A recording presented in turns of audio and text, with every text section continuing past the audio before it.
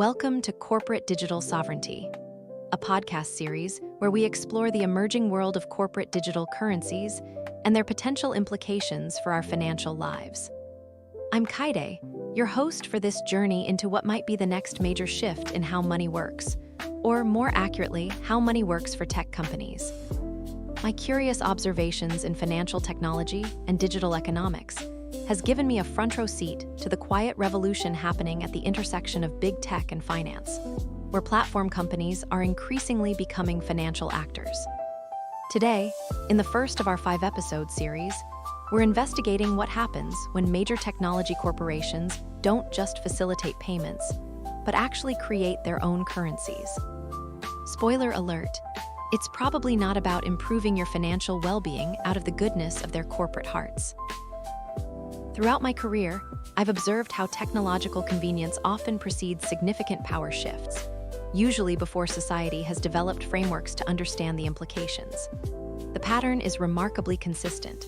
First comes an irresistible convenience, then comes the bill, except the bill isn't always measured in dollars, but in power, control, and data. So what happens when the tech giants that already shape our digital lives start minting their own money? In this episode, we'll explore the evolution from simple store credit to sophisticated digital currencies, introduce our case study of the fictional Horizon coin, and examine why this matters for everyday people who just want to buy things without unknowingly signing up for financial surveillance. We'll look at the very real possibility of a future where your daily financial life becomes inseparable from the tech platforms you use, with both incredible conveniences and concerning trade-offs most people haven't considered. Let's face it, you probably didn't read the terms of service for your coffee shop loyalty app, let alone contemplate its implications for monetary sovereignty. By examining the fictional Horizon coin as a case study, we can explore potential futures without fear-mongering, considering how corporate digital currencies might reshape financial relationships between individuals, corporations, and governments, often in ways that make privacy advocates break out in cold sweats. The evolution of corporate money has been gradual but persistent, moving through distinct phases that most consumers barely noticed, like the proverbial frog in slowly heating water. What began as simple store credit cards evolved into gift cards, essentially limited-purpose private currencies, and then to digital wallets that streamlined payment processes while collecting valuable transaction data. The key transition we're witnessing now isn't just new payment methods, but actual money creation, where corporations design currencies that function beyond simple payments. It's like watching a retailer graduate from giving you a branded shopping bag to printing its own dollar bills. This technical evolution has moved from closed-loop payment systems, confined to single merchants, to digital tokens usable across multiple platforms, and now toward potentially interoperable currencies that could function throughout economic life. We've already seen significant milestones. Facebook introduced Facebook credits in 2009, allowing purchases across applications. The Libra/Diem proposal in 2019 represented an ambitious attempt at a global corporate currency. And today, numerous tech companies experiment with various forms of digital money. Facebook's failed currency experiments might seem like comforting evidence that companies can't create money. But they're more like early prototypes of what's coming, not proof the trend won't continue. Current examples surround us in forms many don't recognize as proto-currencies. Digital gift cards that never expire, in-app currencies for purchases, sophisticated point systems that function as parallel currencies, and e-commerce loyalty tokens that create financial incentives within specific ecosystems. The trajectory is clear: growing corporate financial influence through seemingly innocuous, convenience-driven adoption paths. These aren't merely payment innovations. They represent early stages of an alternative monetary system being assembled around us, piece by digital piece. And like most things in tech, by the time we collectively realize what's happening, it may already be too deeply embedded in daily life to easily disentangle. Horizon represents the quintessential integrated tech giant in our case study, a fictional corporation blending e-commerce dominance, cloud service infrastructure, physical delivery networks, and smart home integration. Think of it as what would happen if your favorite tech monopolies merged into one convenient, inescapable mega-platform. With 2.3 billion active users across 71 countries, Horizon exemplifies the scale at which modern platforms operate, with users generating both explicit revenue through purchases and implicit value through data production. When Horizon launches Horizon Coin, it's not merely introducing a payment method, but an alternative currency designed for its vast ecosystem, though their marketing department would rather you think of it as a revolutionary financial solution, not a corporate power grab.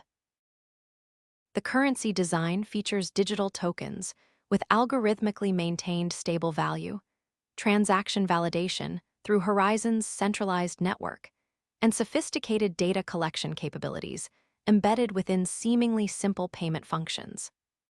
Key features include seamless integration across all Horizon services, preferential pricing for Horizon Coin users, an extensive rewards program offering increasing benefits with usage, and limited interoperability with external financial systems, enough to facilitate adoption without surrendering control. It's the financial equivalent of a luxury hotel. Check-in is delightfully easy, but try getting your stuff out without settling the bill. The consumer interface emphasizes simplicity. A single account system managing all Horizon interactions, automatic currency conversions that obscure complexity, and increasing prominence within the Horizon ecosystem. What distinguishes Horizon Coin from conventional payment methods are its stability mechanisms designed to minimize volatility, regulatory compliance features that adapt to different jurisdictions, and a progressive adoption strategy that introduces financial dependencies gradually through irresistible convenience. This isn't merely PayPal or Apple Pay with a new name. It's a fundamentally different approach where a corporation creates its own monetary instrument while maintaining control over its governance, functionality, and underlying data. Like a magic trick, your attention is drawn to the dazzling convenience while the real transformation happens elsewhere. The Horizon Coin adoption strategy follows a carefully orchestrated three-phase approach designed to create progressive financial dependency, though they'd call it enhancing user engagement through value-added services. Phase 1 introduces the currency with substantial incentives that prove irresistible to rational economic actors. 3-5% returns on holdings, exclusive deals unavailable through other payment methods, and frictionless conversion from traditional currencies. The value proposition is intentionally overwhelming, offering benefits that traditional financial institutions cannot match due to Horizon's ability to subsidize adoption through its existing profitable businesses. It's rather like getting free drinks at the casino, a generosity that usually comes with expectations. Phase 2 expands ecosystem integration by enabling Horizon Coin for increasingly essential transactions. Rental payments processed through Horizon's property management software, utility bills handled through Horizon's Home Services division, and subscriptions managed through centralized Horizon accounts. The adoption drivers combine practical convenience with meaningful financial benefits and embedded services that solve genuine problems, creating daily utility that transforms occasional usage into habitual dependency. It's the financial equivalent of building highways without traffic lights, wonderfully efficient until you realize there's no easy way to exit. Phase 3 expands the external acceptance network by offering merchant incentives for Horizon Coin adoption. Lower transaction fees than credit cards, customer analytics unavailable through other payment systems, and integration with Horizon's marketing platforms. The strategy excels at friction reduction through simplified onboarding processes that hide underlying complexity, interfaces that mimic familiar payment experiences while introducing fundamentally different mechanisms, and progressive lock-in that increases rewards with usage while making Horizon Coin easy to enter but increasingly costly to exit. To borrow from the Hotel California, You can check out anytime you like, but financially speaking, you can never leave, at least not without significant cost and inconvenience. From an academic perspective, economic research suggests platform-sponsored currencies won't fully replace national currencies, providing important context for understanding Horizon Coin's potential impact. Of course, economists also predicted Bitcoin would never amount to anything, so perhaps a grain of salt is in order. Key studies like Gans and Halaburda's 2015 paper, Some Economics of Private Digital Currency, identify profitability, constraints that limit corporate ambitions. Private currencies generate maximum value for issuing platforms when they facilitate transactions within specific ecosystems rather than attempting universal adoption. Translation: they don't need to replace the dollar to be wildly successful, they just need to capture your most valuable transactions. Despite these limitations, research documents significant impacts on consumer behavior through shifts in purchasing patterns, payment preferences, and financial decision-making when platforms introduce currencies. Market effects include powerful network dynamics, where the utility of the currency increases with adoption, cross-platform competition creating innovative features, and strategic currency design optimizing for data collection rather than merely facilitating transactions. The scholarly papers might be filled with equations and academic jargon, but they're essentially describing sophisticated mousetraps with particularly tempting cheese. The technical implications extend beyond economics into surveillance capabilities. Unprecedented data generation about spending habits, complete transaction visibility across previously separate domains, and sophisticated behavioral profiling based on financial activities. Current research contains significant gaps regarding surveillance implications of corporate currencies, potential systemic risks from concentration in private monetary systems, and effective regulatory frameworks for hybrid entities that combine commerce, finance, and data exploitation. Academia might be catching up with these developments, but the research arrives at roughly the same pace as regulators, which is to say, several years after the technologies have already become embedded in daily life. To understand the everyday impact of corporate currencies like Horizon Coin, we need to examine specific scenarios that illustrate potential outcomes. Scenario 1, the progressive convenience trap, follows a typical user journey. Imagine opening your Horizon app to find they've launched Horizon Coin with 3% cashback on everything. The initial convenience seems harmless, just another payment option. 3 years later, you're using it for rent, groceries, even taxes. That convenience came with trade-offs most never considered. Your financial life now generates behavioral data used to predict and influence your decisions, while switching costs make leaving prohibitively expensive. It's the financial equivalent of quicksand. The harder you try to escape, the more entrenched you become. Scenario 2, the two-tier economy, explores societal stratification. As Horizon Coin adoption grows, businesses offer preferential pricing, exclusive inventory, and priority services to Horizon Coin users. Those using traditional payment methods gradually experience higher prices, limited selection, and degraded service levels, creating an economic system where full participation requires surrendering financial data to corporate platforms. This scenario highlights how individual rational choices can collectively create systemic outcomes few would consciously choose. It's like airline loyalty programs on steroids. Either join the program or enjoy your middle seat between two chatty passengers. Scenario 3, the data financial fusion, examines privacy implications. When your payment provider also manages your shopping, entertainment, and home devices, each purchase becomes part of an integrated behavioral profile. Spending patterns reveal not just what you bought, but your mood, health status, relationship changes, and career moves, creating insights about you that even close friends might not possess.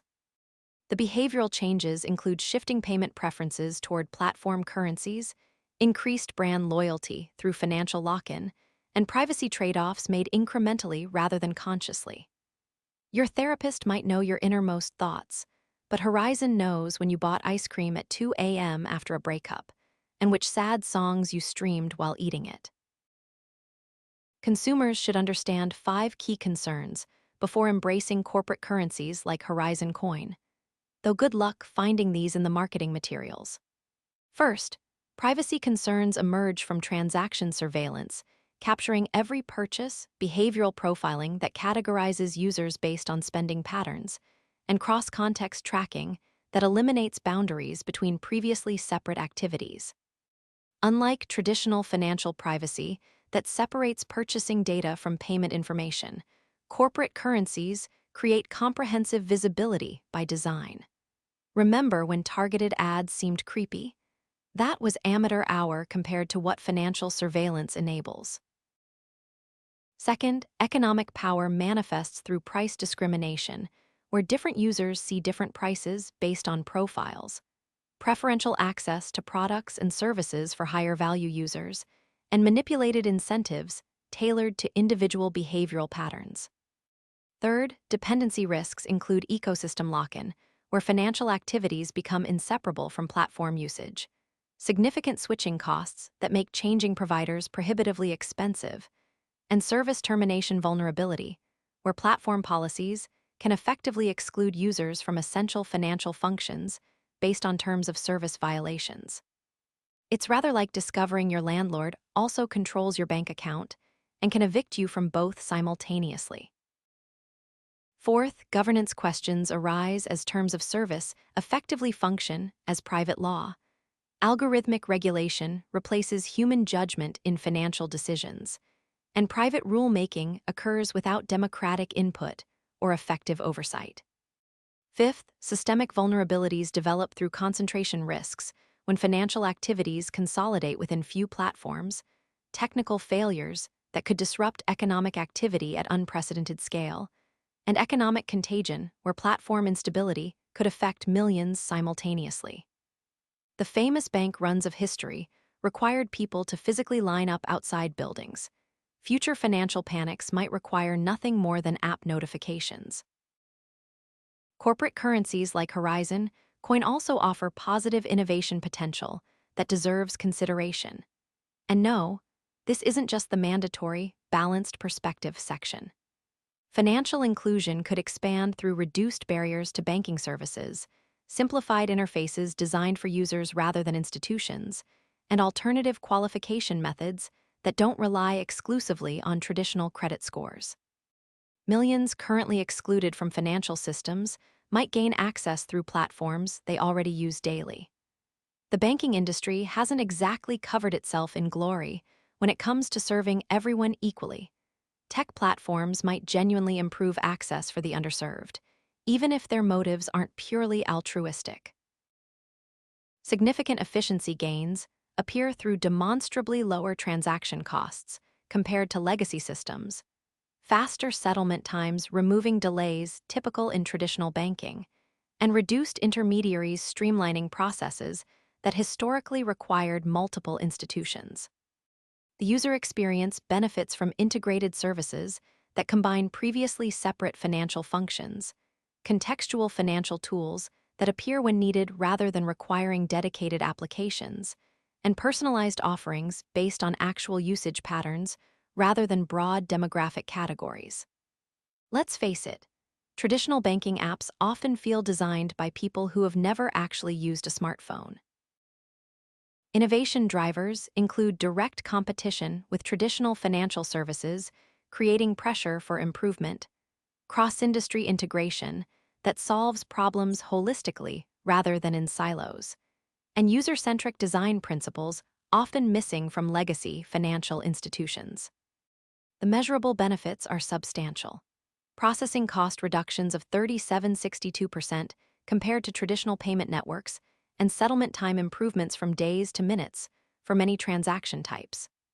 Corporate currencies might be built to maximize profits and data collection, but like many problematic innovations, they're addressing real problems that existing institutions have failed to solve, making the convenience versus control trade-off particularly challenging.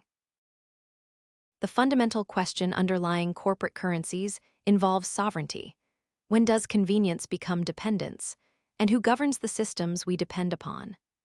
The historical context reminds us that corporate power has previously transformed critical infrastructure like telecommunications, transportation, and energy, sometimes with beneficial innovation and other times with problematic consolidation. Digital currencies represent a similar potential transformation of financial infrastructure with particularly important sovereignty implications.